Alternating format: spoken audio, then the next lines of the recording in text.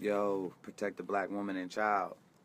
It's King Leon X, the human liberator. Today is April 3rd, 2017.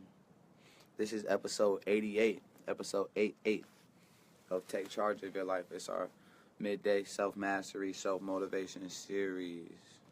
Take charge of your life. I'm in Pasadena, California right now. Out Pasadena, this is gotta be the 22nd or 3rd city that we've done Take Charge of Your Life in.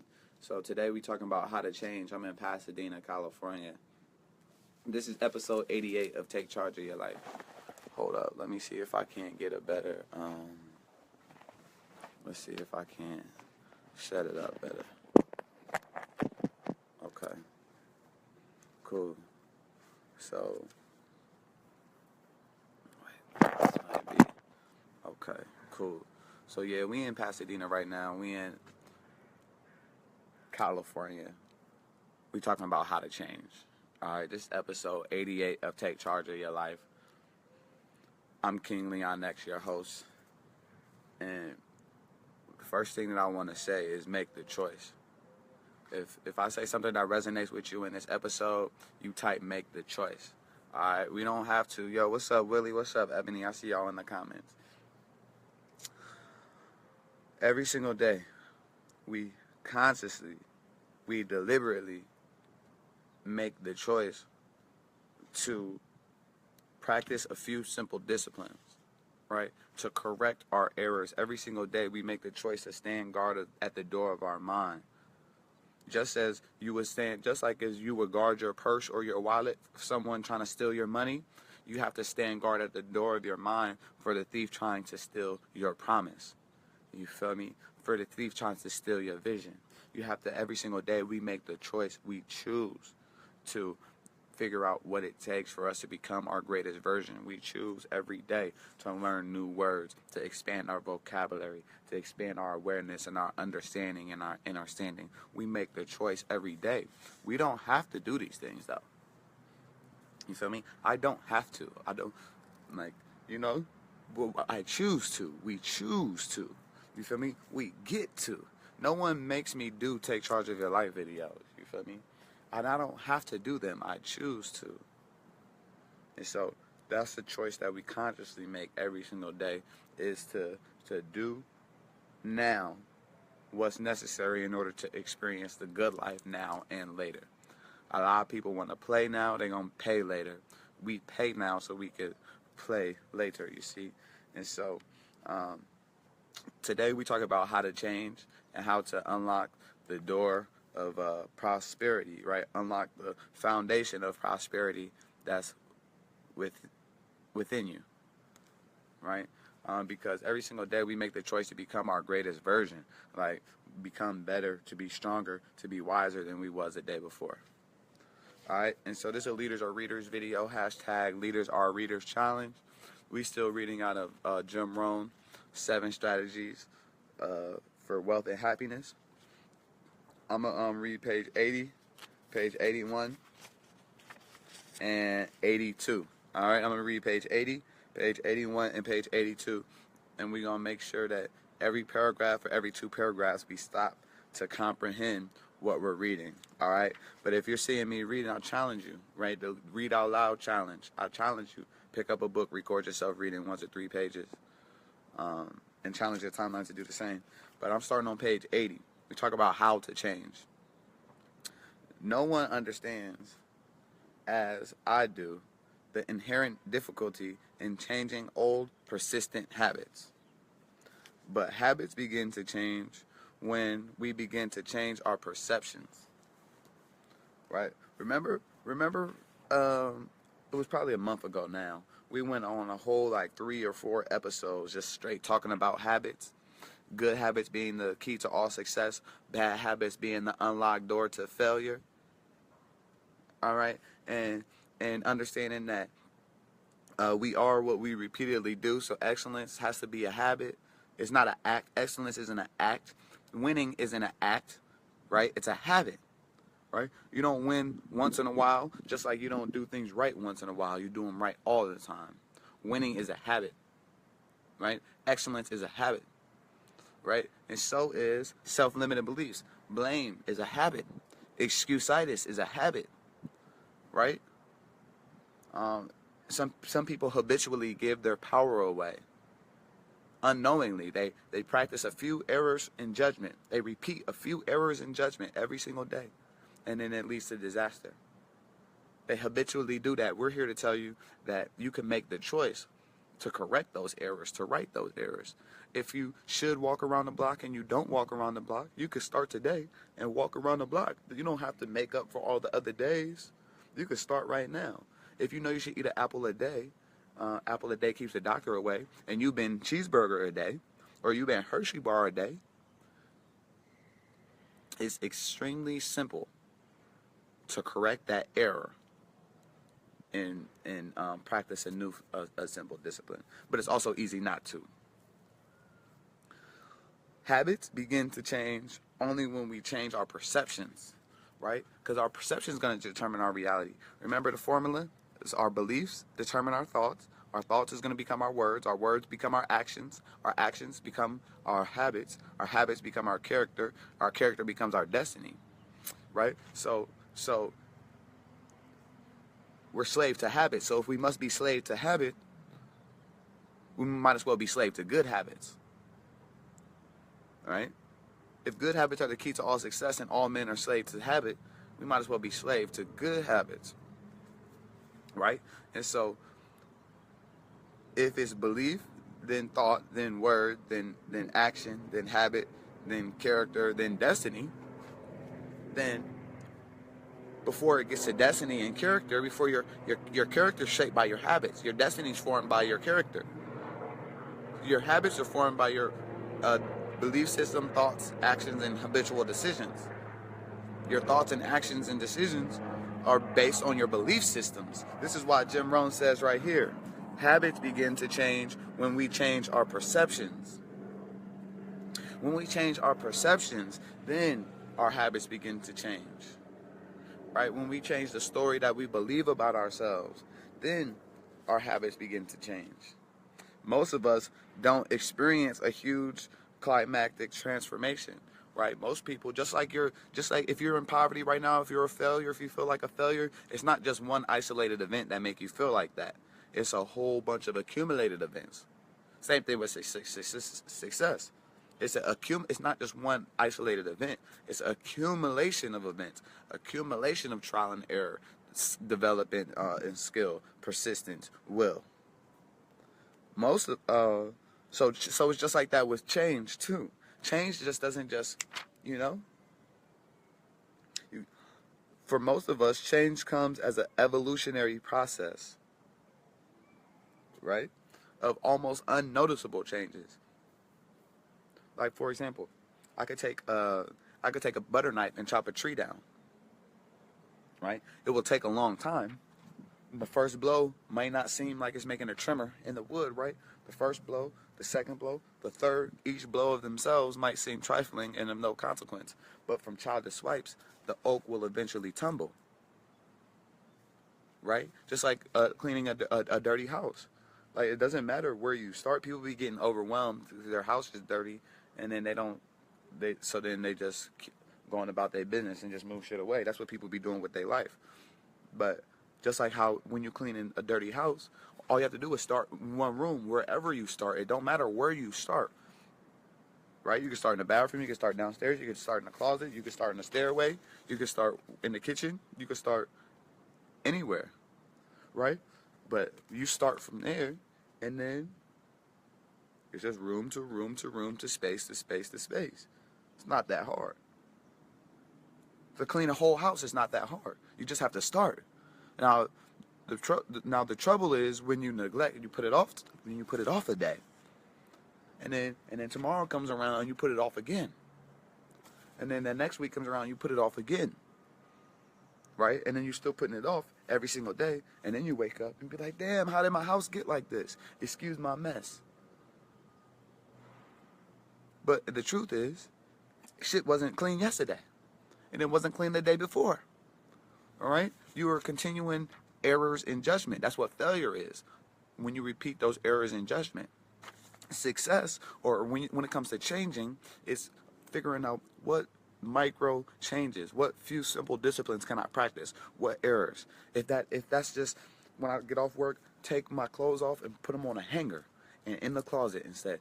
Take my clothes off, put them on a hanger, right? Take them off, put them in a dirty clothes basket, right? Instead of just take them off, throw them on the ground. Because every time I take them off and throw them on the ground, I don't get to them till next week, right?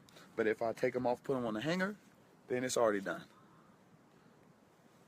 Right? When I used to work corporate, me and my girl, we had a little thing. It was perfect. I would come home. When I would come home from my long day, I take my suit off. She'd be right there. I hand it to her. Boom, hung up.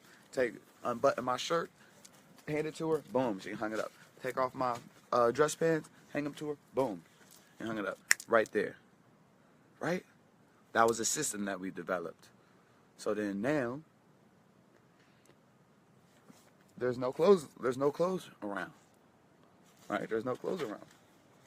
Whereas if I'm coming home from work by myself, I know for a fact I'm just going to take this shit off. Wherever I take it off, I'm leaving it. Take this off, I'm leaving it there. Take it off, I leave it there. I get to it when I get to it. Right? And then when I want to wear that suit again, I got to re-iron it and do all this other type of stuff. Whereas we corrected that error, right? Practice a simple discipline. And then that was a new system that we've set up, a new tactic, a new strategy, a new process that measurably increased both of our quality of life. So we just keep nudging ourselves in the right direction, forming one or two better habits here and there, until finally we realize we have turned around a major area in our life. Right? Same thing like cleaning out a house, right? Just a day, like, just keep nudging ourselves in the right direction. Little room here and there, clean this little room. I don't got to clean the whole house today. It's a disaster. It didn't get like this in one day. I don't have to overwhelm myself and clean it today. Alright, I'm going to do this little section here. Today I'm going to get the trash. The next day, I'm going to get up all the clothes. The next day, I'm going to dust. The next day, I'm going to vacuum. The next day, I'm going to do the windows. Next day, I'm going to do the bathrooms. Next day, I'm going to do the ceiling fans or whatever. Next day, I'm going to go through and throw out the clothes I don't wear. Next day, and then next thing you know, boom, the house is spick and span. You be like, yeah, this is more like it. This is more like it, right? And then the type of person that you had to become to habitually practice those few simple disciplines versus just like one mass clean. You do one mass clean, next week your shit is back dirty because you didn't transform from the inside. You feel me? One mass clean, you just did it because you were just tired of looking at it. You didn't clean it up because you were tired of becoming the type of person that allows their shit to get like that in the first place. You feel me? But when you get tired of being the type of person to allow their shit to even look like a certain way in the first place, then your perception changes, your beliefs change, which is your actions and decisions is gonna change. Your values is gonna change, right? So the first point on how to change, we realize that our habits, obviously we're creatures of habit. And our habits begin to change only when we change our perceptions. Secondly, it's not one huge, monumental, one revolutionary change. It's a few simple disciplines practiced every day. A few simple disciplines practiced every day. A few simple disciplines. A few simple disciplines practiced every day. A few simple disciplines practiced every day. A few simple disciplines. That's how you change. That's how you change. You correct your errors in judgment and practice a few simple disciplines. Okay, just a few, half a dozen disciplines. Correct your errors in judgment. Practice a few simple disciplines. I promise, dramatically change your life. Measurably increase the quality of your life and your health and your mental attitude, your emotions, your social contribution, your legacy, your career, your family, relationships, the level of fulfillment, health, everything, peace of mind. Your willingness to share, your willingness to give, your willingness to evolve and hope for future achievement and the willingness to take full accountability and responsibility for where you are, right? And the type of person that you've become, right? I'm here to tell you that it doesn't start with it doesn't start with paying for a $500 seminar. I'm here to tell you that it doesn't start with goddamn, you already losing that weight. That weight's not going to get lost until you already see yourself in that new size that you want to be in. You feel me? Your bank account ain't gonna have commas in it until you see yourself as the type of person who has commas in their bank account. You feel me? You ain't gonna get that respect from your women and children that you feel like you need to get until you become the type of person that deserves that. That's a byproduct. There's no such thing as something for nothing. We get confused. You feel me? We get confused in this life or whatever. We get confused and like it's something for nothing, and we feel real entitled based on a lot of different things, right? And it is our birthright.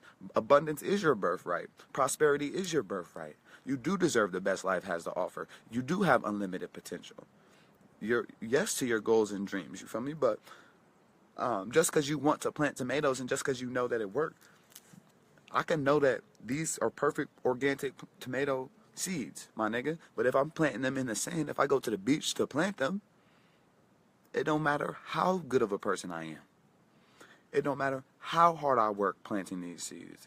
If I go to the beach to plant these tomato seeds, I promise they will not grow. You feel me? I'm here to tell you that you got to know the setup. You can have all the tools you want, but if you don't know the setup, you feel me? Then you're going to be like, that's how people be getting activity confused with productivity. They'll spend a whole year, the whole season planting tomatoes in the sand. And then when time for harvest, they'll be blaming the harvest. They'll be blaming the tomato seeds. They'll be blaming nature. They'll be blaming the environment. They'll be blaming everything. It's like, except for themselves. Like, maybe you didn't plant the seed in the right place. Maybe you just did. It doesn't matter. Listen, a few simple disciplines correct our errors in judgment, right? Figure out what half a dozen things that you could be doing to clean up your entire act, and do them shit every day. Just get some daily rituals, practice that shit, do it. You feel me? I could do 5,000 push-ups right now, and I promise I'm gonna still have a bird chest. But if I do 100 push-ups 5,000 days in a row, I'll be swole as fuck. You feel me? You get it?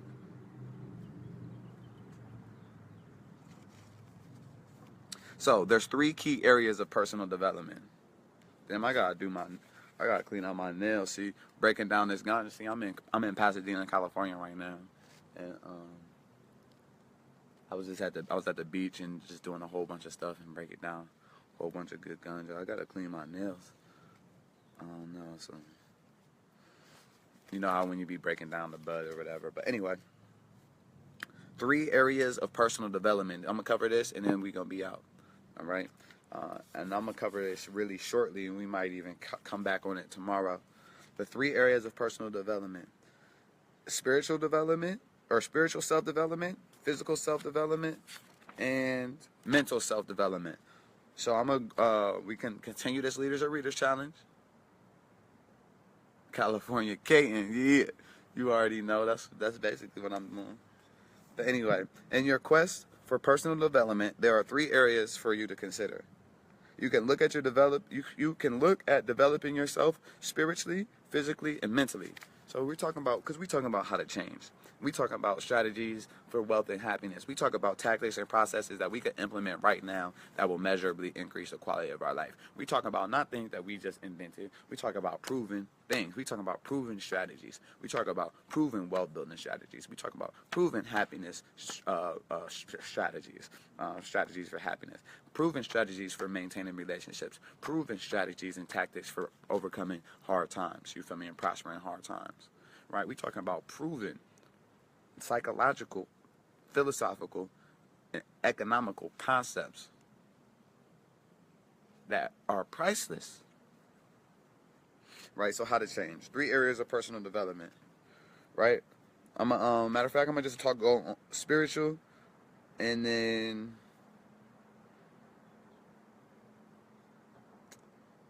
I'll do the rest tomorrow because I want to give each of these areas their own episode actually. So tomorrow we're gonna be talking about spiritual self-development, and we're gonna talk about that just in itself. And then on Wednesday we're gonna talk about physical self-development, and then Thursday or the next day we're gonna talk about mental self-development. I'm most likely gonna be doing my episode in Las Vegas tomorrow. I'm gonna be going to Vegas here shortly. Spiritual. Let's read what it says though. I must confess that I consider myself an amateur on this area of spiritual development because I was raised in a home filled with deep faith. My father is a preacher, a fact which makes me, for a better or worse, a preacher's kid. I was embedded with love and with a love for God's creation. But regardless of your background, this book is written for people with all backgrounds and beliefs. I think you should evaluate what growth and change you want to make in this vital area.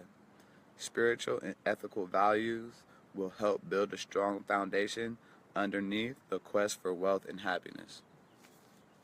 Right? That's the biggest thing when it comes to your spiritual values, which I'm going to expand and talk about tomorrow mainly. It's spirituality. It serves for a foundation. It serves for the fulfillment. Like, you can't even become your greatest version without being in tune or having a spiritual relationship with yourself or source or whatever you want to call it, because that's where our internal faculties lie. You feel me? That's where breath is. Breath is spirit.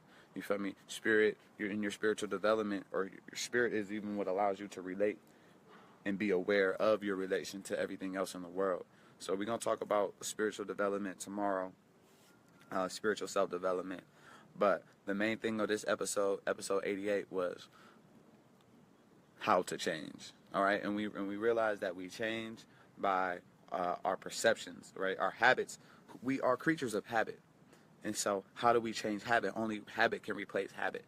You can't replace habit with anything else. So we must replace bad habits with good habits. We must replace destructive habits with constructive habits. Right? We must bathe ourselves in good habits so that the bad ones may drown. And as we slowly but surely chip away, slowly but surely, every day practice its simple discipline and ingrain it and become that type of person that we intend to become, one day we'll look up and our whole life is unrecognizable. Just by a few simple disciplines practiced every day, we could develop and build an unrecognizable life. That's what I've done. That's what I've done. So I'm here to tell you that I didn't do it on my own thinking. You feel me? I did it just by implementing these same strategies and processes that I'm sharing with y'all. So it's King Leon next. I'm in Pasadena, California. I'm in these condos right now, up on top. But yeah, y'all stay grateful and be blessed.